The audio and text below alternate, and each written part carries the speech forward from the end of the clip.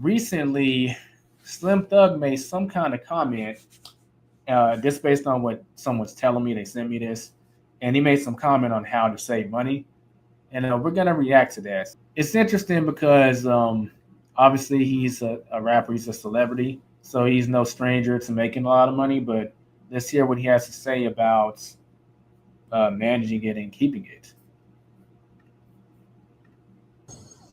Oh, this will be linked in the description. It's from 9 Mag TV. Y'all see the title. I'm not going to read it because of obvious reasons. Okay.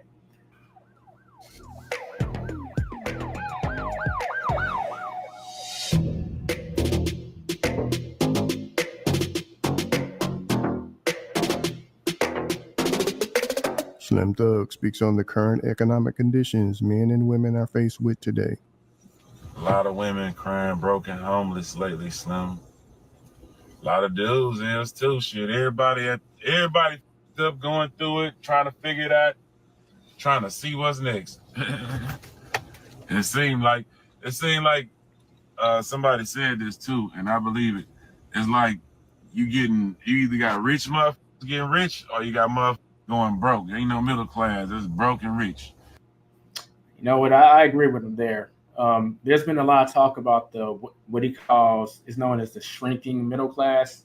It's getting to the points where I don't think it should be this way, but either you're gonna be rich or be poor.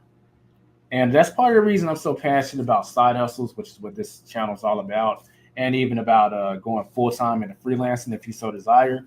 I think that's going to be the new version of a middle class. Like you'll have your job, but if you want to be in the quote unquote middle class, you got to have some kind of side hustle to make extra money with. Or if you decide to let the job scenario go completely, your only shot at being in the middle class or the upper middle class is really going to be freelancing and gig work. By gig work, I mean I'm really talking about freelancing. I'm not talking about the gig economy. But yeah, that's the direction things are going. I want to make sure that everyone's equipped to have a shot at it, because not everyone can be rich. And even if everyone could be rich, do you really want to be? The rich have a different set of problems. Then you might decide that that life is not for you if you even had access to it. By the way, don't forget to like the video and subscribe if you're new. It really helps out with the YouTube algorithm. Let's keep going. It seems like we losing the middle class. It seems like it's turning into either or. It ain't a three-way thing. It ain't rich, middle class, broke. It's broke or rich. So Be sure to like, comment, and subscribe.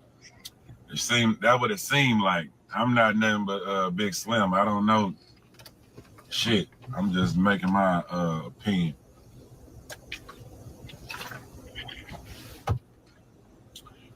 But yeah. He's making Yeah, it's been a lot of job layoffs. That's what I'm saying. Like, I talked to somebody who was making six figures, been out of work, nowhere to find. See, what they doing is they swapping people out. Pull up. Why you ain't at the park? Pull up. I'm about to get this 3. But yeah, I think them people trying to save money now, so they getting rid of people with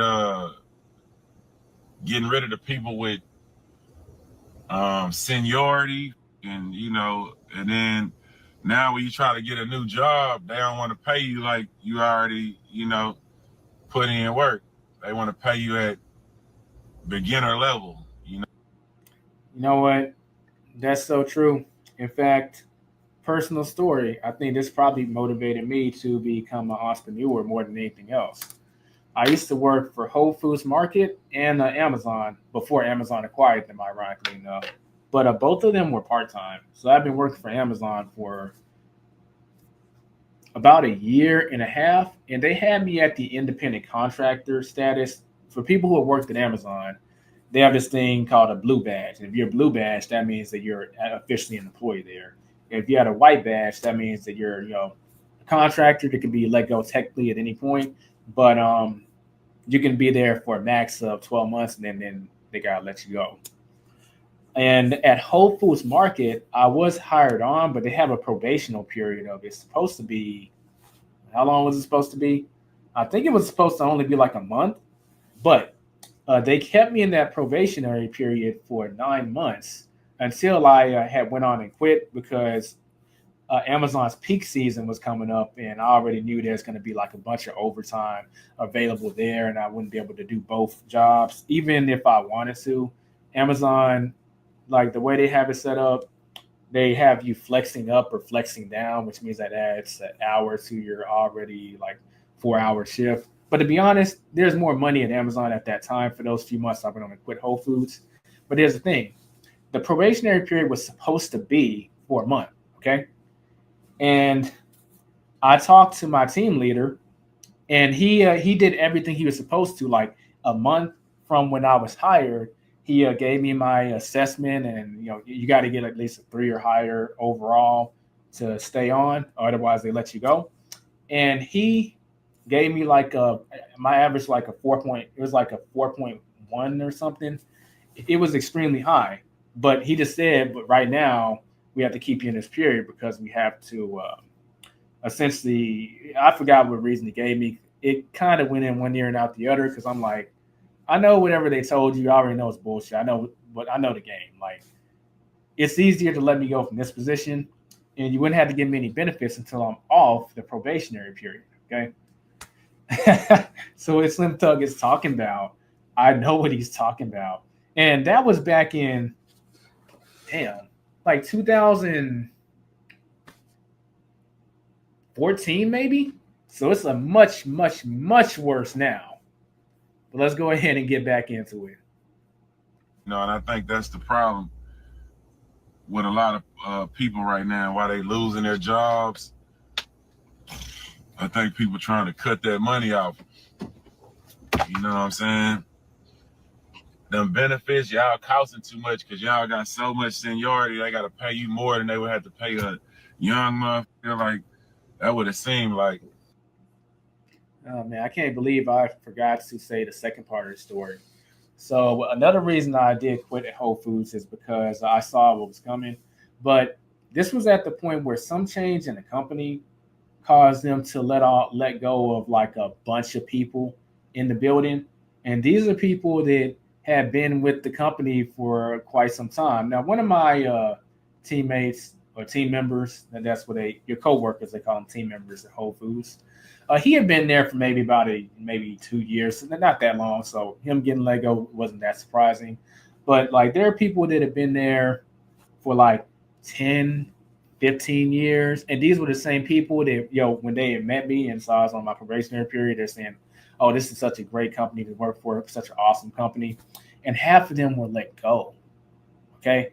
Half of them were just let go. I forgot what reason it was given. And the other half that remained, they were just kind of disillusioned with the company. They lost their optimism. And I never asked them what you told me. Is that still the case? But they're just like, I just can't believe that happened. Like, yeah. So I have personally lived through this. And I'm glad I lived through this as a young person because I wouldn't want to be at a job where I'm walking on eggshells. Like I could get let go at any moment, which technically is that's part of being an employee, I hate to say. But at least before, if you got let go, it's because you screwed up. You failed to do the job or like something like that. Now you can get let go just because the company's greedy, or they may not even be greedy. Just employees are just too expensive nowadays. Having employees as a company is fucking expensive. I'm just telling y'all, it's much cheaper to hire contractors and even pay those contractors higher wages, but you don't have to give them benefits. It is what it is. Sup everyone, hopefully you're enjoying the material that you're watching right now at this moment.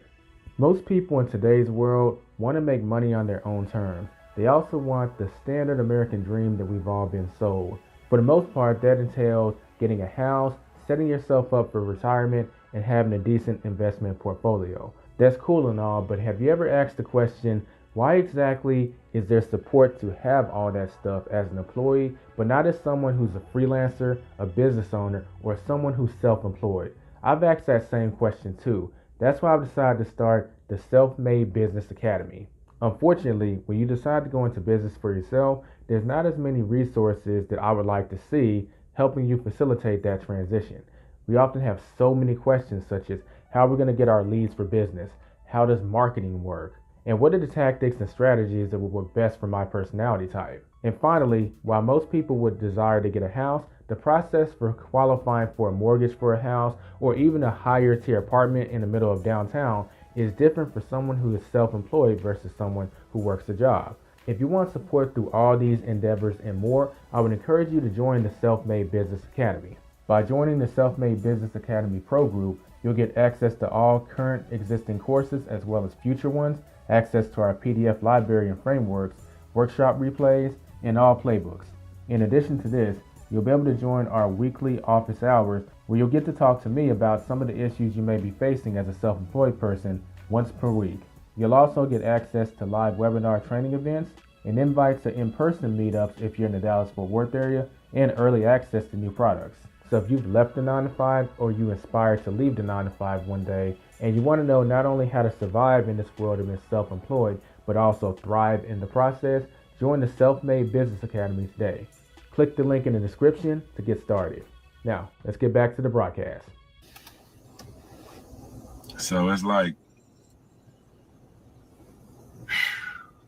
yeah, you want to figure out a way to take the power out of the people's hands and control the power yourself, of your finances, of your life. You want to take the power out of other people's hands where they can control. Because they say they only give you $500 a month when you're unemployed. So to go from that to $500 a month, okay, let's break that down. Okay, so Fair use. due to it being this situation, you need to have at least, I say 2 years rent saved.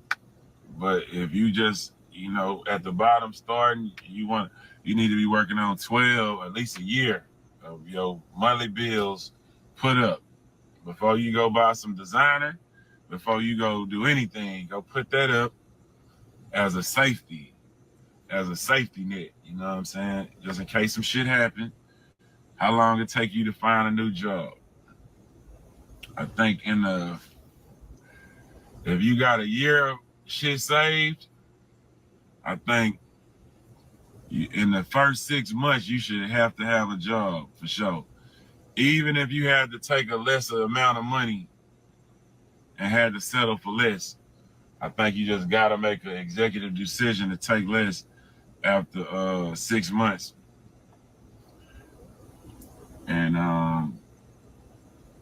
that's just how it got to be. Everybody got to save up. And everybody got to be able to get another job in 6 months. A year is a long time. It shouldn't take you 6 months to find a job. It might not be the one you want, but you know what I'm saying?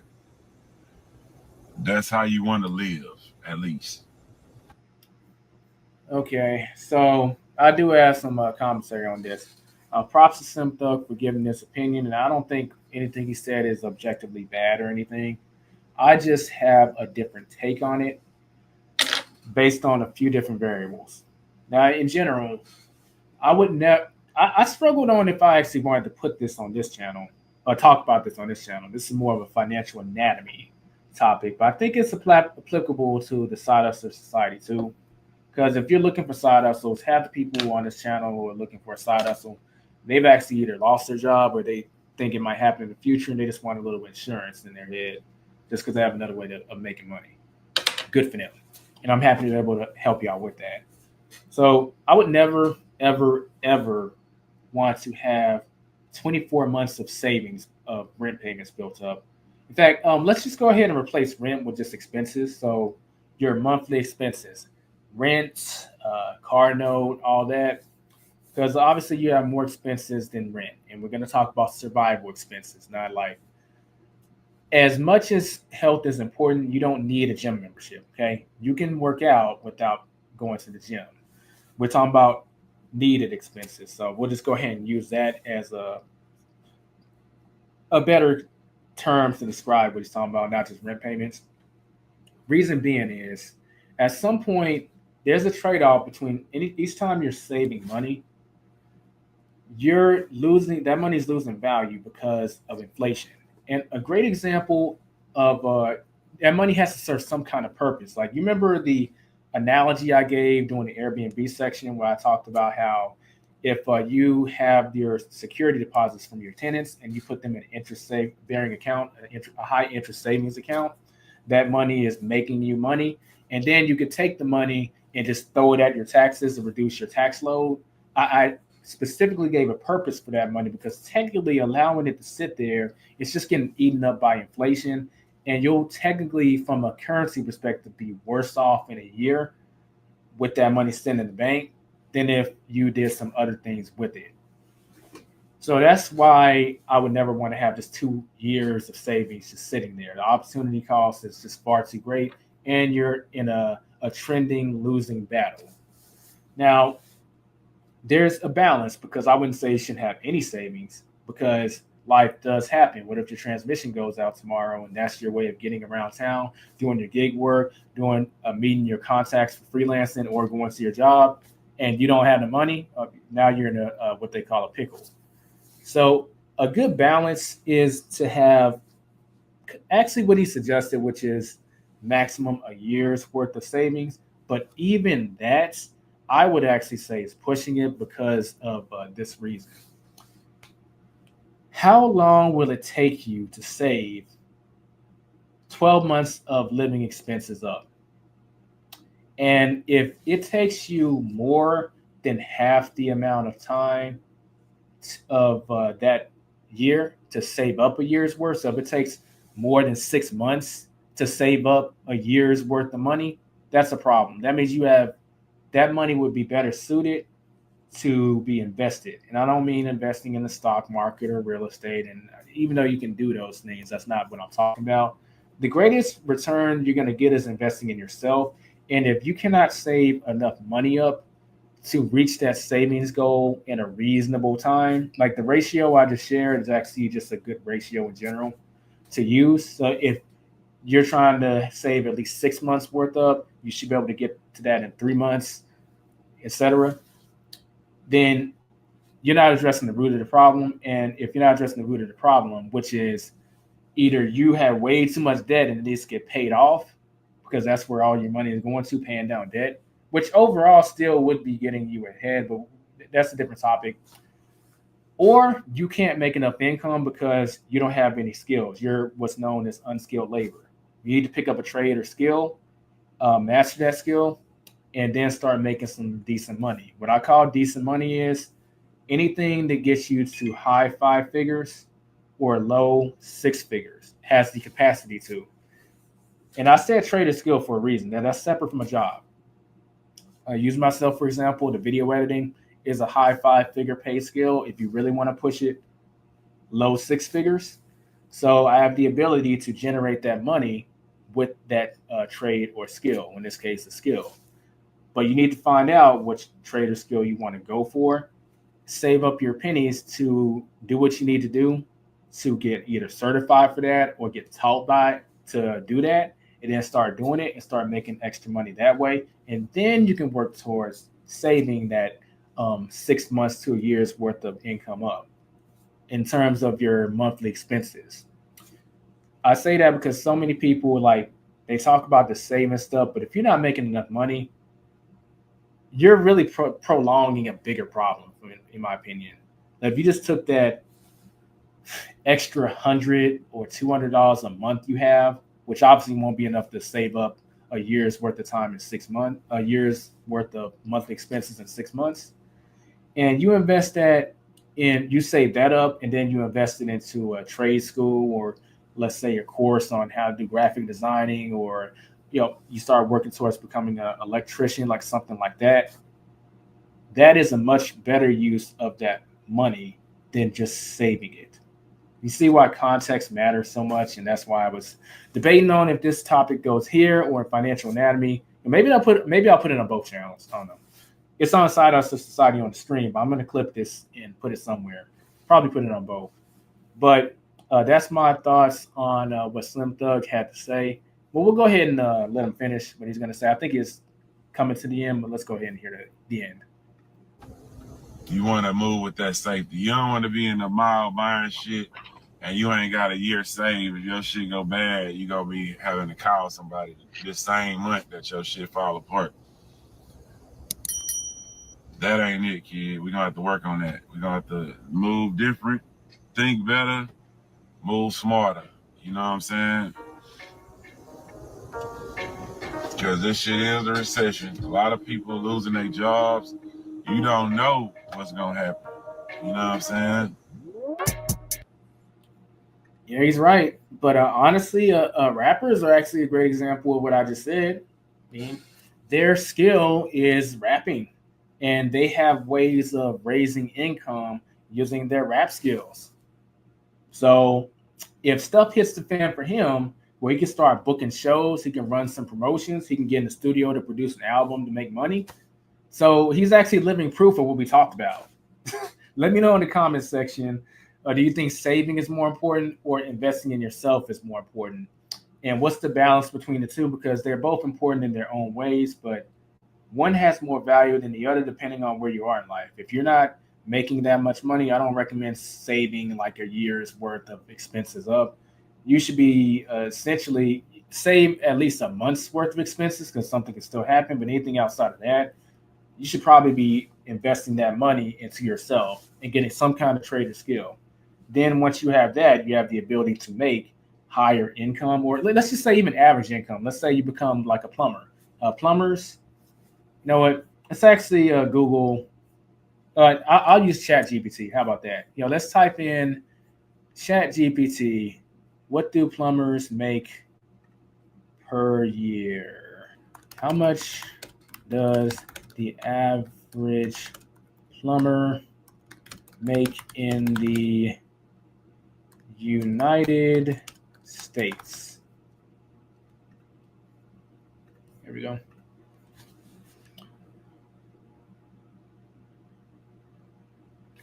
Okay, so according to ChatGPT, which see if I can make it. Well, yeah, according to ChatGPT, which is just pulling this data off of the Bureau of Labor Statistics, U.S. plumbers generally earn between $60,000 and $65,000 per year on average. So we can even work with that number and say that you start making that average amount of money. That's still much better than some people in the positions of like working at McDonald's or Popeyes or something. So if you're working at McDonald's or Popeyes, I would say savings is the least of your priorities.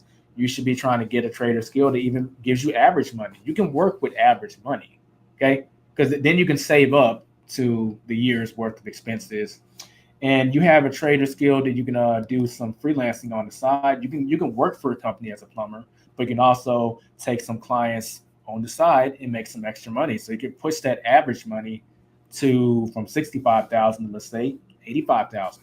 Then all of a sudden you're at that high five figure threshold that we talked about. So yeah, I'm glad that I was able to talk about that. Like I said, Slim Thug didn't say anything wrong necessarily, but I just wanted to add some additional context to what he's saying because I think that's very important to put in the right context.